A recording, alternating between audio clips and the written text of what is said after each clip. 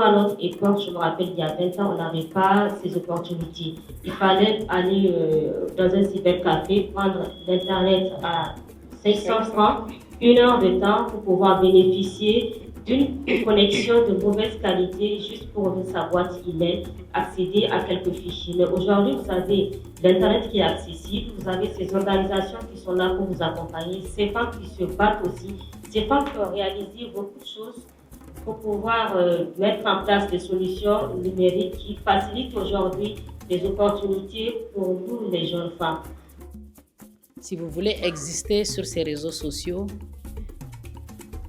c'est un espace qui vous impose une certaine discipline et vous n'avez pas d'autre choix que de vous conformer si vous voulez continuer à exister. Quand vous voyez les gens s'agiter, on lit dans les commentaires des gens qui vous disent « Vous êtes courageuse, comment vous arrivez à rester avec tout ce que les gens disent, avec les insultes ?» C'est quelque part, c'est parce que la personne ne peut pas vous attaquer sur ce que vous avez de plus cher, votre réputation.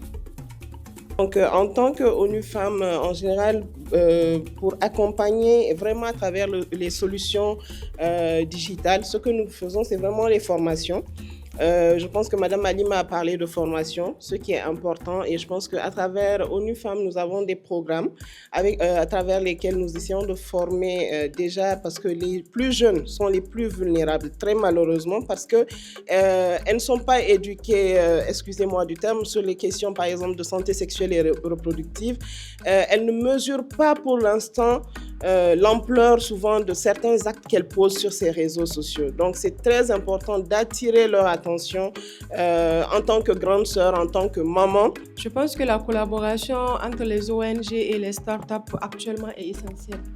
Et essentielle pourquoi? Aujourd'hui, les organisations ont la réalité, maîtrisent la réalité du contexte, sont sur le terrain, maîtrisent les besoins des survivantes. Et de l'autre côté, les startups ont la technologie, maîtrisent l'innovation technologique. Donc je pense que les deux ensemble peuvent révolutionner le domaine. Et pour que cette collaboration soit durable, je pense qu'il ne faut pas oublier les communautés. Ce sont ces communautés qui sont réellement impactées et souvent c'est ce qu'on néglige. C'est impacter et c'est plutôt impliquer ces communautés. C'est tester ces outils qui seront mis en place avec ces communautés parce que le plus souvent, qu'est-ce qui se passe? Ces femmes-là qui sont dans ces zones reculées n'ont pas accès à ces smartphones.